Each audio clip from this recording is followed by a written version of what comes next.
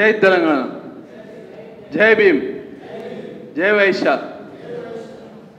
సోదరుడు శ్రీకాంత్కు, వేదిక మీద ఉన్నటువంటి మిత్రులు చారి, మా తెలంగాణ విఠల్, తెలంగాణ ఉద్యమ సహచర మిత్రులు పృథ్వీ, విఠల్, మరి అలాగనే తెలంగాణ ఉద్యమంలో కేసీఆర్ గారికి కుడిభుజంగా ఉన్నటువంటి నందిని సిద్ధారెడ్డి గారు, ఇక్కడికి విచ్చేసినటువంటి ఉస్మానియా యూనివర్సిటీ విద్యార్థులు మరియు ప్రెస్ మిత్రులందరూ కూడా తెలంగాణ ఉద్యమం తెలుసు.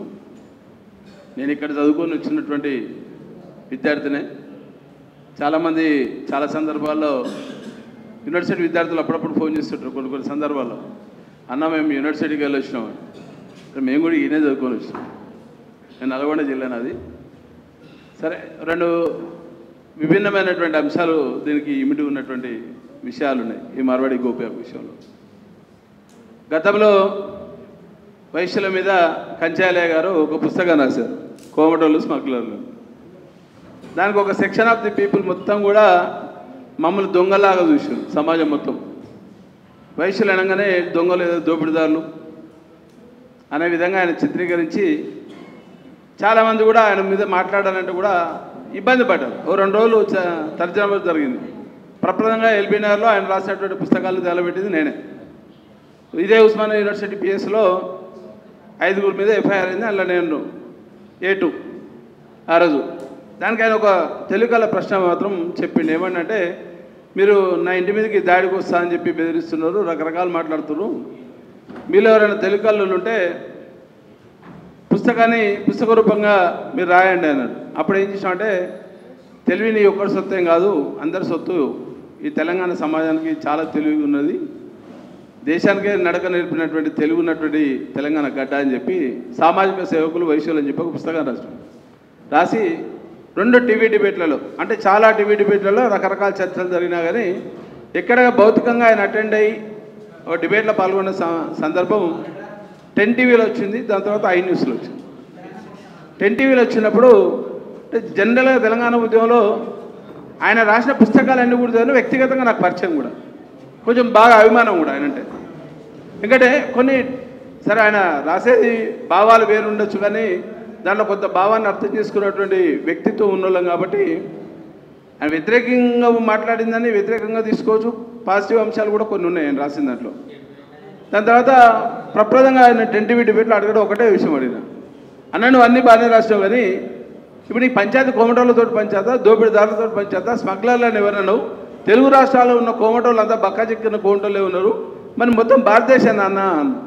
అక్కడ కొంత డిఫెన్స్లో పడ్డాడు. ఫస్ట్ టైం ఆయన డిఫెన్స్లో పడ్డాడు. జనరల్గా ఆయన ఎవరైనా బెదిరిస్తాడు, ఎవరితోటైనా మాట్లాడతాడు, అద్భుతమైనటువంటి గొప్ప నాలెడ్జ్ ఉన్నటువంటి వ్యక్తి, వక్త కూడా. అక్కడ కొంత డిఫెన్స్ పడ్డంగా ఉత్తరాదులు అంటే మాత్రం మాకు ఇబ్బంది లేదు, కానీ దక్షిణాదులు మాత్రం మేమంతా ఎవడిలో బలిసినోడు లేడు, ఏ సైడ్ కూడా బలిసినోడు లేడు, వ్యాపారాలు మా చేతులకెళ్ళి వెళ్ళిపోయినాయి, ఎప్పుడో రాజకీయ పరంగా మేము అస్పృశ్యులుగా ఉన్నాం, వ్యాపార పరంగా మొత్తం మార్వాడోళ్ళ చేతుల్లో ఉన్నాయి. సరే కులానికి మేము వాడు ఒకటని చెప్తుండొచ్చు, కానీ మా చేతుల్లో అని చెప్పి 2018లో ఆయన రాసినప్పుడే చెప్పడం జరిగింది. దాని తర్వాత దానికంటే ముందు తెలంగాణ ఉద్యమంలో ఇక్కడ ఉన్నటువంటి చాలామంది అంటే విద్యార్థి నాయకులు ఉన్నారు కాబట్టి కొంత యంగ్స్టర్స్ ఉన్నారు, ఐడియా ఉన్నా లేకున్నా. నేను గతంలో ప్రభుత్వ ఉపాధ్యాయునిగా పనిచేసిన, దాని తర్వాత తెలంగాణ ఉద్యమం కోసం 2001లో టీఆర్ఎస్ పార్టీలో చేరినప్పటి నుండి ఇక ఆల్మోస్ట్ ఆల్ పృథ్వీ కానీ, విఠల్ కానీ, సిద్ధార్థ్ సార్ కానీ, ఇక తెలంగాణ ఉద్యమానికి సంబంధించినటువంటి ప్రతి నాయకుడితో కూడా నాకు అనుబంధం ఉన్నది. జేఏసీలో కూడా పనిచేసిన కోదండరామ్ సార్ గారి ఆధ్వర్యంలో కూడా స్పోక్స్ పర్సన్గా చేస్తున్నాం.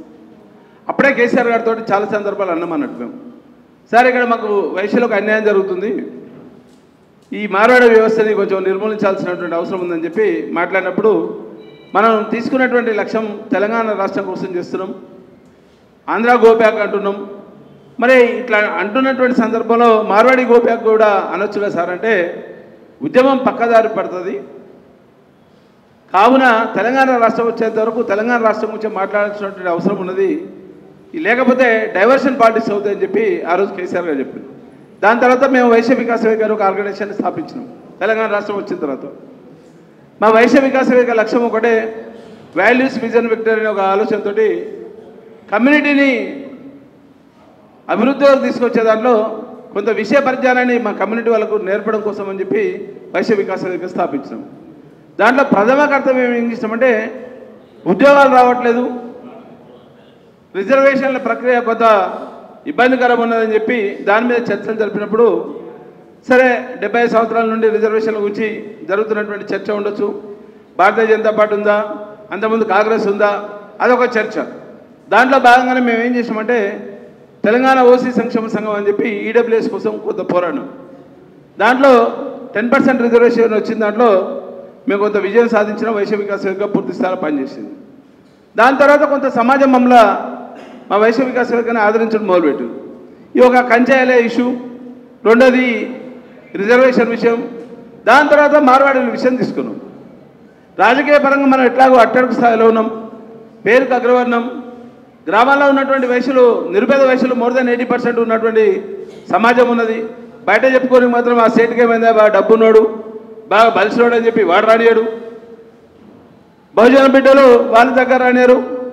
ఎక్కడైనా ఆపద వచ్చిందో సాపద వచ్చిందో అని చెప్పి గ్రామాల్లో ఉన్నటువంటి వైశ్యులు ఆ స్టేట్ అన్ని రకాల ఆదుకుంటారని చెప్పి ఈ మార్వాడి ఉద్యమం మొదలైన తర్వాత కొంత మాకు నైతికంగా మద్దతు వచ్చింది. లేకపోతే మమ్మల్ని ఇబ్బందికరమైనటువంటి అంశాలని పెట్టి మాట్లాడినటువంటి సందర్భాలు ఉన్నాయి, ఎన్నో ఎగ్జాంపుల్స్ ఉన్నాయి. కానీ ఎక్కడ కూడా మాకు దాడులు అయితే మా మీద మాత్రం జరగలేదు. వైశ్య సమాజం మీద, తెలంగాణలో ఉన్నటువంటి వైశ్య సమాజం మీద ఏ బీసీ బిడ్డలు కావచ్చు, ఎస్సీ ఎస్టీ బిడ్డలు కావచ్చు, ఎక్కడ దాడులు అయితే జరగలేదు. వ్యాపార పరంగా మేము లాభం తీసుకోవచ్చు, కానీ మేము మోసం చేసేటువంటి జాతి కాదు, వాయువర్షంతో పనిచేస్తున్నటువంటి నేపథ్యం ఉంది. కాబట్టి ఈరోజు తెలంగాణ ఉన్నటువంటి కోమట్లందరూ కూడా ఇంతమంది మద్దతు తెలుపుతున్నట్టే మేము సర్వదా వాళ్ళందరూ కూడా శిరస్సు వచ్చి నమస్కరిస్తున్నాం. సపన్న వర్గాలు కూడా కలిసి వచ్చినాయి.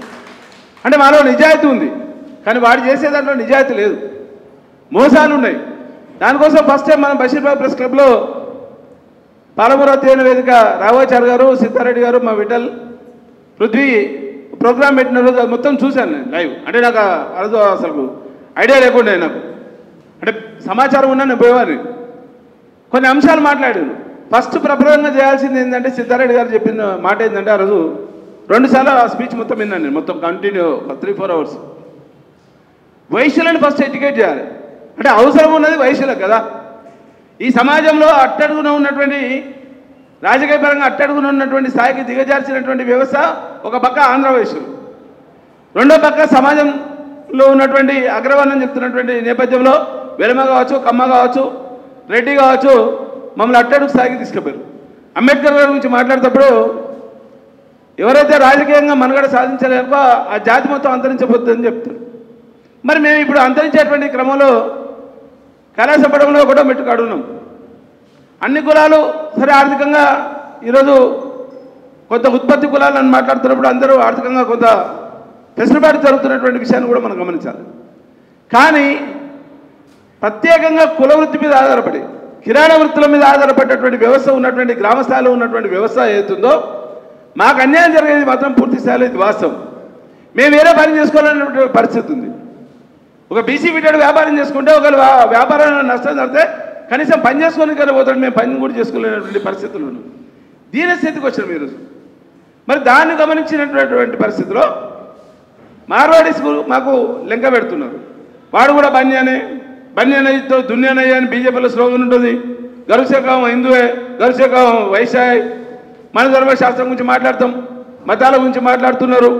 అసలు మీరు మతాలు వ్యతిరేకంగా పనిచేస్తున్నారు, మతాన్ని కాపాడేదే మార్వాడీస్ అని చెప్తారు. నేనేమంటా అంటే అసలు మీ మతమే కాదు హిందూ మతం, మీరు జైన్లు.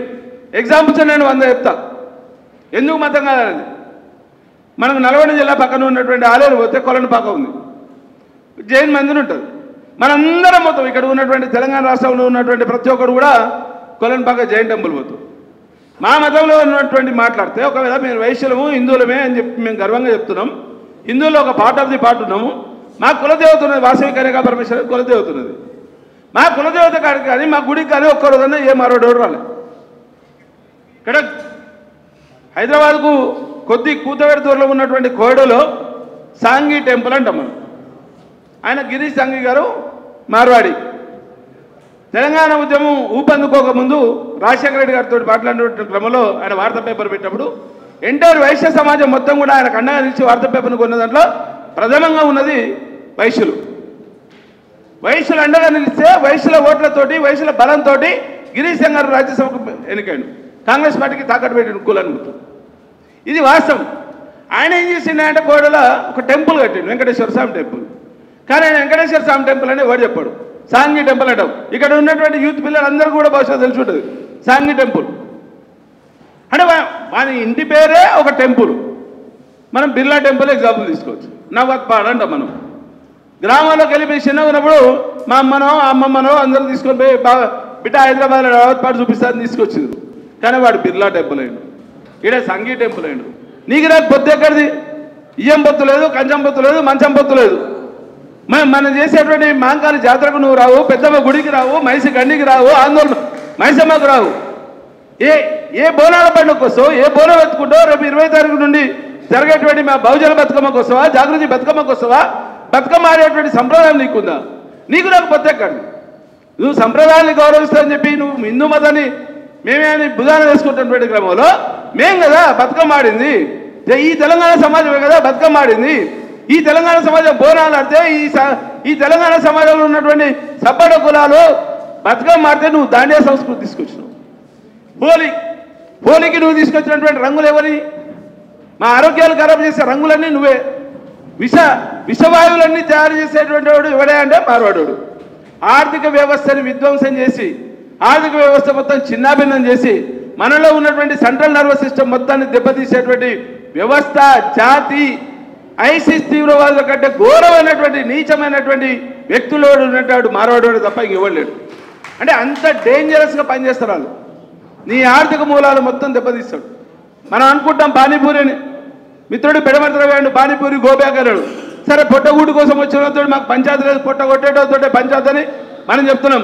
ఒక్క హైదరాబాద్ నగరంలో నెలకు 200 కోట్ల రూపాయల పానీపూరి వ్యాపారం నడుస్తుంది సార్. దీని మీద ఒక చర్చ పెట్టాలి. వ్యాపారాలు ఏ రకంగా జరుగుతున్నాయి, వ్యాపారాల మీద దోపిడీ ఏ రకంగా జరుగుతుంది, వాని డబ్బంతా ఎక్కడ పోతుంది. మనం ఆంధ్రోడ్ మీద ఉద్యమం చేసినాం. ఆంధ్రోడ్ ఇల్లు కట్టుకున్నాడు, మేస్త్రి ఉంటాడు, మన పాలు ఉంటాడు, మన అన్నం తింటాడు, వాడు చికెన్ తింటాడు, మటన్ తింటాడు, రొయ్యలు అమ్ముకోవచ్చు పోవచ్చు అని మనం తెలంగాణ ఉద్యమంలో పాటలు పాడినాం. కానీ వీడు ఒక ఇల్లు కూడా కొనడు, ట్యాక్సీ కట్టాడు, ఎక్కడ ₹1 ట్యాక్సీ కట్టాడు. దాని మీద చర్చ పెట్టాల్సినటువంటి అవసరం ఉంది. పాలమూరు రాఘవాచారి గారు మాట్లాడినప్పుడు ఇంటర్స్టేట్ మైగ్రేషన్ యాక్ట్ గురించి మీరు ఆయన మాట్లాడినారు. ఈరోజు తెలంగాణలో ఉన్నటువంటి పరిశ్రమలన్నీ కూడా పరిశ్రమలు పెట్టేటువంటి క్రమంలో మన యువతకి ఉపాధి కల్పించాల్సినటువంటి బాధ్యత వారి మీద ఉన్నది. 80% ఉపాధి కల్పించాల్సినటువంటి బాధ్యత ప్రతి ఇండస్ట్రీలో ఉన్నది. మనం చదువుకున్న వాళ్ళం గవర్నమెంట్ ఉద్యోగమే కాదు, గవర్నమెంట్ ఉద్యోగాలు ఇచ్చేటువంటి పరిస్థితిలో గత ప్రభుత్వం లేదు, ఈ ప్రభుత్వం కూడా లేదు. మనం చెప్పుకుంటా పోతున్నాం. ఇచ్చిరని చెప్పి నేను తెలంగాణ ఉద్యమకారుగా టీఆర్ఎస్ పార్టీగా ఎన్ని ఉద్యోగాలు ఇచ్చినా మనకు తెలుసు. ఇప్పుడున్న ప్రభుత్వం ఎన్ని ఉద్యోగాలు ఇస్తుందో కూడా మనం చూస్తున్నాం. అంతా వేరే చర్చ అవుతుంది. ఎందుకంటే ఈ ఉద్యమానికి దానికి ఇంటర్లింక్ చేసి మనల్ని ఎక్కడిదో అక్కడ కట్ చేస్తారు. చాలామంది మార్వాడి మిత్రులు కూడా అన్నారు. మా దగ్గర ఎల్బీనగర్ నియోజకవర్గంలో సిద్ధార్థ్ సార్ ఎల్బీనగర్ కాన్స్టిట్యున్సీలో ఒక జైన్ మందిర్ ఉంది. దాదాపు 30 ఏళ్ల కింద ఒక చిన్న 500 గజాల్లో ఒక టెంపుల్ కట్టాను. ఈ ఒక్క ఎల్బీనగర్ కాన్స్టిట్యున్సీలో 5,000 ఓటర్స్ ఒక మా నియోజకవర్గంలో జైన్లు ఉన్నారు, మార్వాడీస్ ఉన్నారు. ఇంతకుముందు మిత్రుడు చెప్పినగా వాడు గాలి వద్దు, మన మూతికి బట్ట కట్టుకుంటాడు, ఊడ్చుకుంటూ పోతాడు. ఇవన్నీ హిందూ మత సంప్రదాయాలు కావు, ఇవన్నీ జైన మత సంప్రదాయాలు. అంటే మరి వాడు ఎవరిని కొలుస్తున్నాడు? జైనే కొలుస్తుంది కదా. ఇంకా ఘోరమైన విషయం, మనం ఉస్మానియా యూనివర్సిటీకి ఆనుకొని మార్వాడి హిందీ మహావిద్యాలయం ఉంది. ఎక్కడైనా తెలంగాణ మహావిద్యాలయాన్ని పెట్టాం మనం. వాడు హిందీని డైరెక్ట్గా ఇంపోజ్ చేస్తున్నాడు. వానికి తెలుగు వచ్చినా వాడు మాట్లాడు.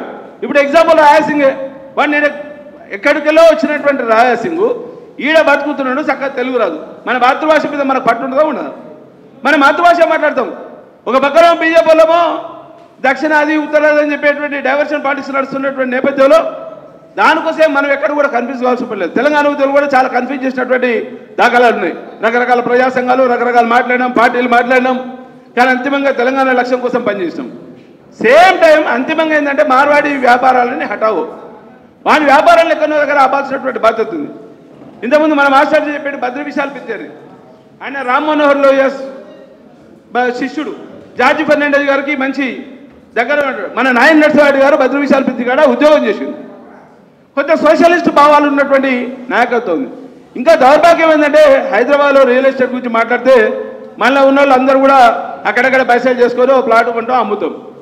హైదరాబాద్ చుట్టుపక్కల మొత్తం త్రిపులారుకు ఉన్నటువంటి పరిధి మొత్తంలో హైయెస్ట్ ల్యాండ్ బ్యాంక్ ఉన్నది వారి ఒక్కనికానే ఉన్నది, మారోడుల కానే ఉంది, ఎక్కడ లేదు. మొత్తం గుత్తాధిపత్యంగా వేల ఎకరాలు ఉన్నది.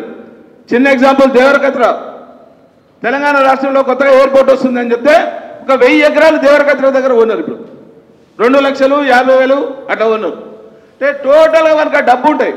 ఇంకా గొప్ప విషయం ఏంటంటే ఆ సమాజంలో ఎట్లా చేస్తారంటే మనం ఏమన్నా డబ్బులు తీసుకుంటే ఏ కొమ్మటానికి కన్నా ఏ సైడ్ కన్నా పోయి అయ్యా నా పిల్లోనికి ఫీజు అవసరం ఉంది, లేకపోతే పెళ్లి ఉందంటే వాడు ₹1,00,000 పత్రం రాసి ఇస్తే ₹2 మిత్తి తీసుకోడు.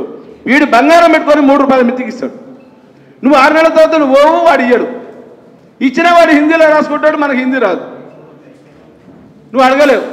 ఈరోజు హైదరాబాద్ మొత్తంలో కనీసం 10,000 పాన్ బ్రోకర్ షాపులు ఉన్నాయి సార్.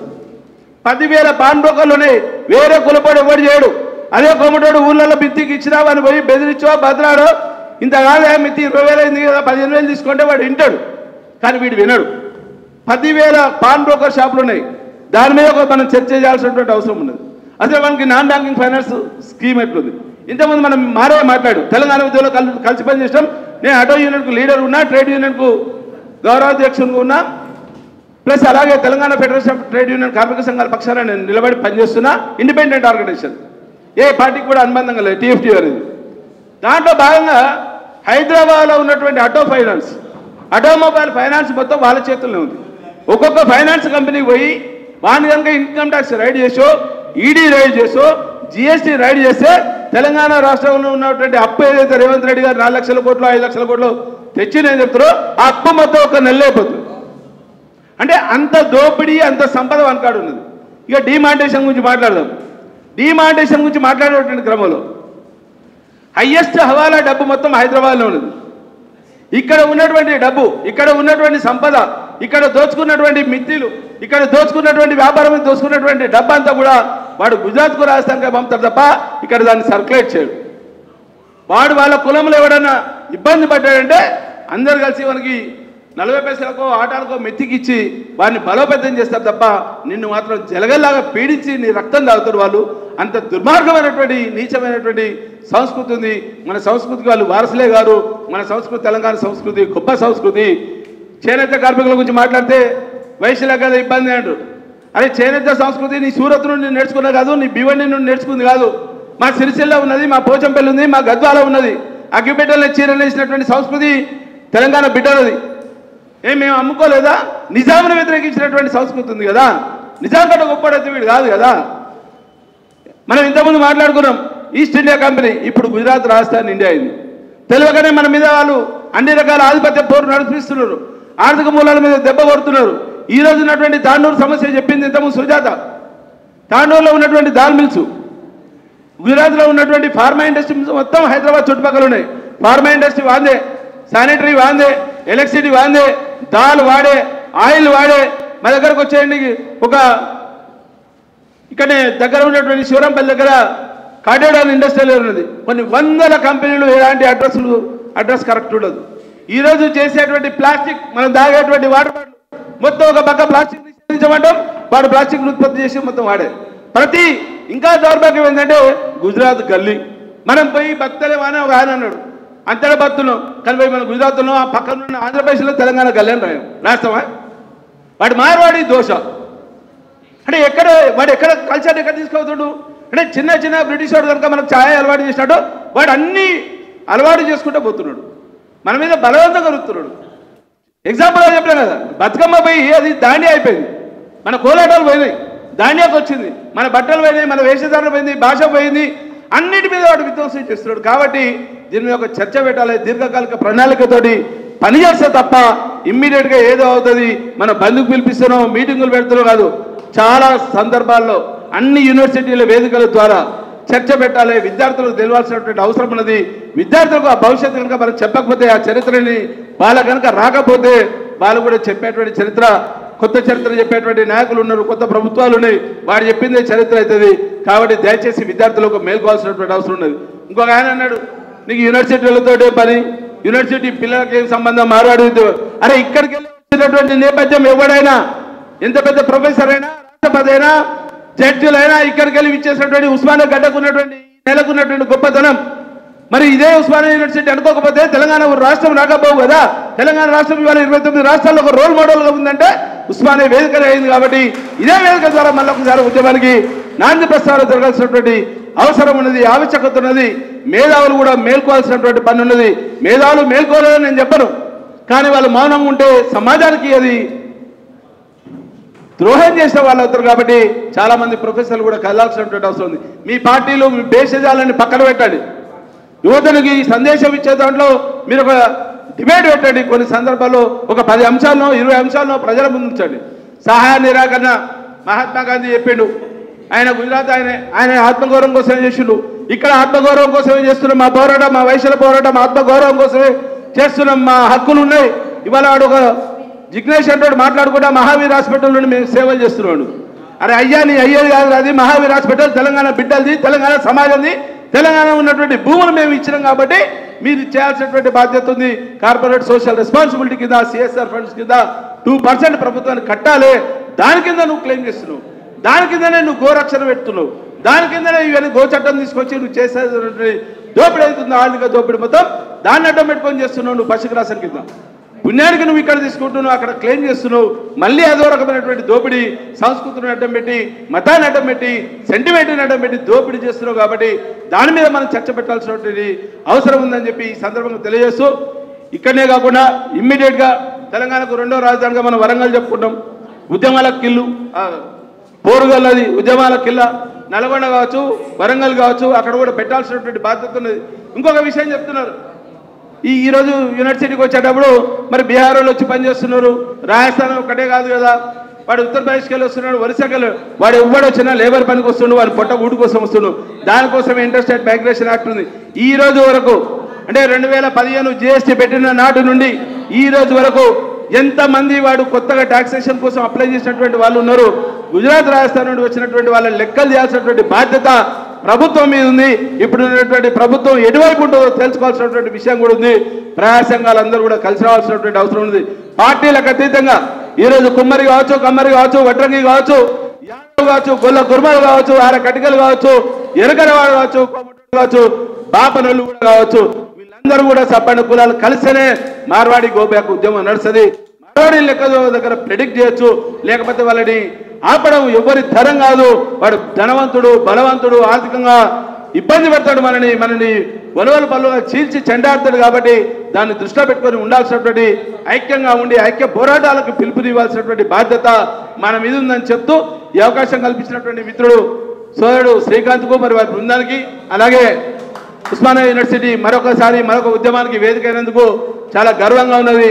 తప్పకుండా తెలంగాణ రాష్ట్రాన్ని సాధించడం, దాని ద్వారానే మళ్ళీ ఈ మార్వాడిని ఎక్కడో దగ్గర ప్రెడిక్ట్ చేసే దాంట్లో కీలకంగా మన యూనివర్సిటీ ఉంటుంది. దానికి అన్ని రకాలుగా మా వైశ్య సమాజం, వైశ్య వికాస వేదిక నుండి నేను ఉంటానని చెప్తూ ఈ అవకాశం కల్పించిన అందరూ కూడా జై తెలంగాణ, జై వైశ్య, జై భీమ్.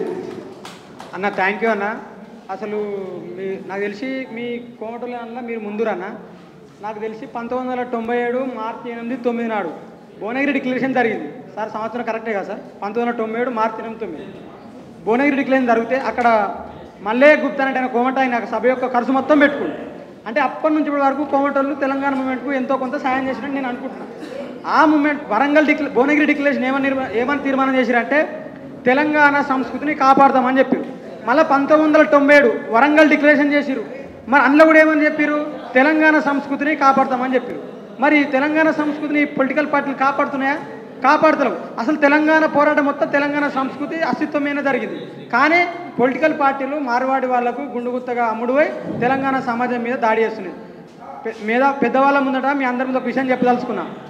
బండి సంజయ్, మాధవిలత, అమిత్ షా, నరేంద్ర మోడీ, రాజా సింగ్, ఇక్కడున్న బీజేపీ వాళ్ళందరూ కావచ్చు, దేశవ్యాప్తంగా వాళ్ళందరూ కావచ్చు, మీరు కమలాలు పట్టుకొని రండి. మా వాళ్ళు కొడవలతోని మనం వరినాట్లు కోసిరు, మీ కమలాలను మా కొడవలతో మళ్ళీ వస్తాం మేము. మా కొత్త ఏం కాదు. అందుకని ఒక సందర్భం చెప్తా, ఇది కమలాలు పుట్టిన నేల కాదా, ఇది కత్తులు పుట్టిన నేల. ఈ నేల మీద ఏ కమలం పూసినా దానికి వస్తామని తెలియజేసుకుంటూ, అన్న మీరు ఏం బాధపడొద్దు, కోమటోళ్ళు ఎక్కడోళ్ళు గారు, కోమటోళ్ళు మా వాళ్ళే. నాకు తెలిసి ఎక్కడున్న కోమటోళ్ళు కూడా మన సత్తానం లెక్క అందరూ ముందుకు రావాలి. తెలంగాణ పోరాటంలో మీ భాగం ఉంది. ఖచ్చితంగా ఈ ఉద్యమం కూడా